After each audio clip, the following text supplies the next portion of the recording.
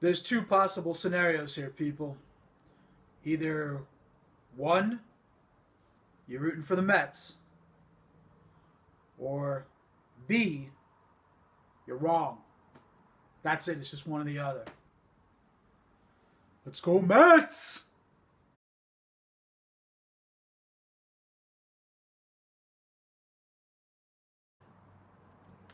Hey there, vinyl community. My name's Tom. You're watching High Rant District. Orange is not just one of the colors of the Mets, it's also the color of Halloween.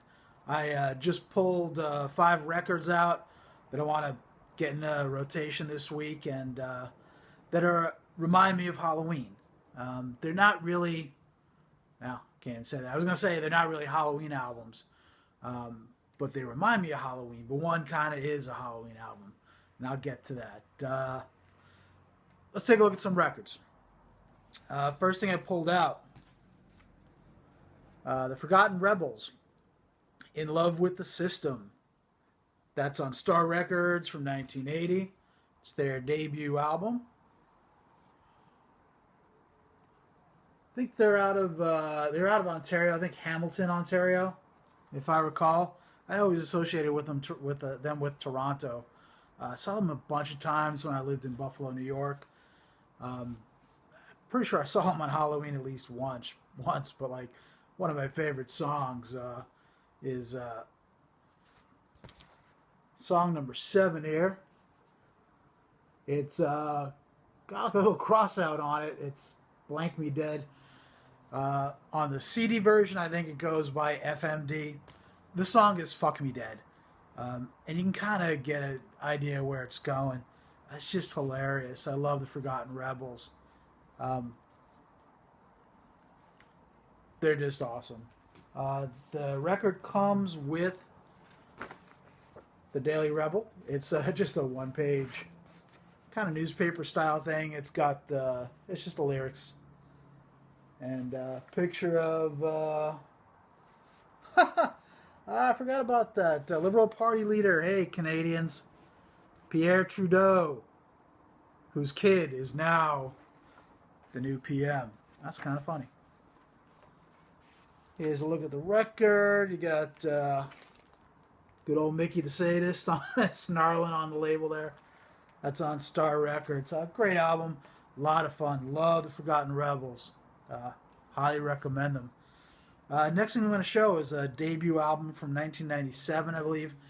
It's self-titled by the Murder City Devils. This is, oddly enough, it's on Die Young, Stay Pretty Records.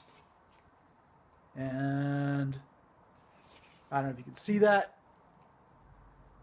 but the catalog number is Die 001. Murder City Devils. It's not Halloween per se, although I think their last show ever, I shouldn't say ever, when they broke up for good before they got back together, it was a Halloween show where they broke up. And let's look at some of the tracks. Though it's not a Halloween album, I'm just kind of reminded of when they broke up on Halloween. And in particular, the synthesizer in here, this is rock. The Forgotten Rebels, if you're not familiar with them, are punk. This is kind of rock, garage rock, borderline. It's rock, but the synthesizer in here really, really reminds me of kind of like a haunted house kind of sound. Why? I don't know. Comes with an insert. It's got the lyrics on it. I came around to the Murder City Devils from a band that their guitarist, bassist, Nick Fedesco, he played in a band called Pretty Girls Make Graves, named after the Smiths song. And when Pretty Girls Make Graves ended, and they were a great band, I just kind of like looked to see who was in what band, and I was like, oh, that looks interesting. Picked it up and enjoyed it. Murder City Devils. Just look at the label. Came on. This is an original. Came on. I guess that's orange, yellow, orange. That's orange. Orange vinyl. Next up, debut album from 1979 by The Fall called Live at the Witch Trials. It's not a live album despite the name. Live at the Witch Trials is one of the songs. Here's a closer look at your track listing. I really dig the Fall. It's hard, you know. It's one of those things. It's not like neatly into a genre. It's punk. It's kind of punkish, kind of new wave. Some will say post-punk is not kind of a post-punk sound to me, but I'm talking out of my ass half the time. So anyway, The Fall, just from the name, you know, Live at the Witch Trials makes me pull it out. Reminds me of Halloween. It's funny, you know, it's like every time I didn't grab it, but I'm going to have to now. Not because it's Halloween related, but every time I pull out the Fall, I want to listen to Sham 69. And let's see, it's on Step Forward Records. So look at the label.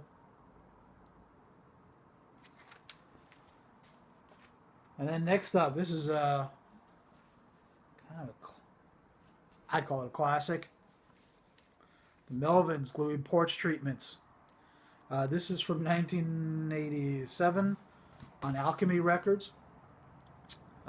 This is kind of funny.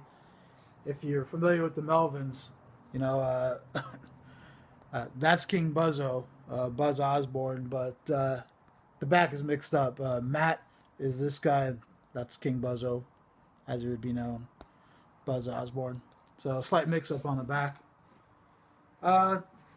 Just kind of, it was something really different when it came out. You know, I'm not doom metal. I don't know. It's not generally my thing, but you know, when this came out, it was just something that was so different and just kind of it's like slow and gloomy and doomy, and it really kind of fits the Halloween sound. It's on a white label, which is normal. It's not a white label promo or anything. But Melvins, got this side, that side. Good stuff. Last thing I'm going to show you, this is a compilation on, it's from Word War Records. And it's spelled W-Y-R-D, War, W-A-R. If you go to wordwar.com, you can still order this. They're a very small label. It's called Whispers Through the Black Veil. Got some really cool artwork there. And this really is a Halloween album. It's a compilation. And, but like the nature, the guy who put it together, I think it was Dennis Dredd who put this together, is that kind of like exploring Halloween and kind of like that hazy space where, you know, the afterlife and the living kind of mix and intermingle. It's got a lot of good stuff on here. It comes with a it's got a little booklet here, kind of an 8-page booklet that explains what's going on, why each song is in there. Came with a print that was numbered. This is number 36 out of 55. It says to Tom. That's a print number.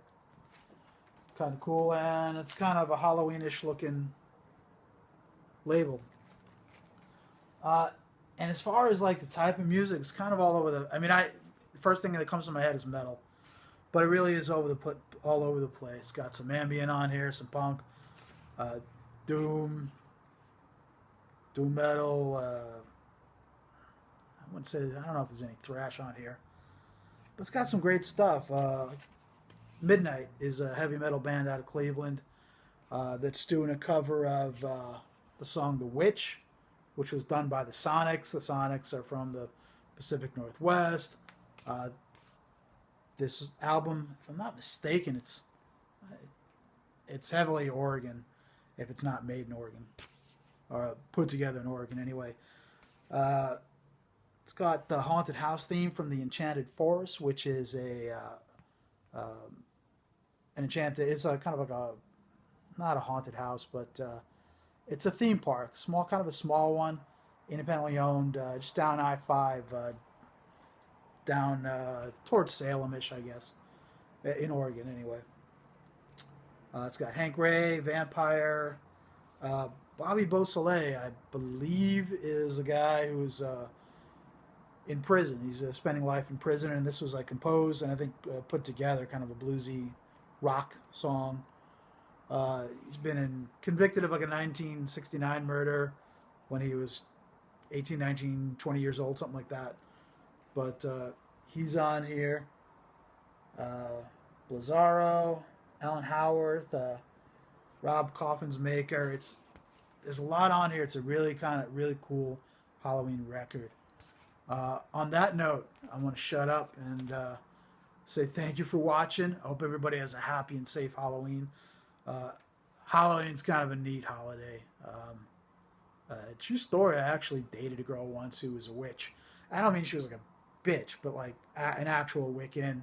She was a high priestess, and I always kind of thought of it as a very cool, I guess we call it a religion, but I always thought it was very cool. Like it's kind of earth-based and kind of be in harmony with nature and the things around you. And I'm not a religious person whatsoever, but it's one of the less wacky religions I've heard, oddly enough. And people in it were all that, were in the same religion as her. All cool people. And anyway, blah, blah, blah. Happy Halloween. Stay safe. Have a good time. Have fun. That's the point of Halloween. Thank you for watching.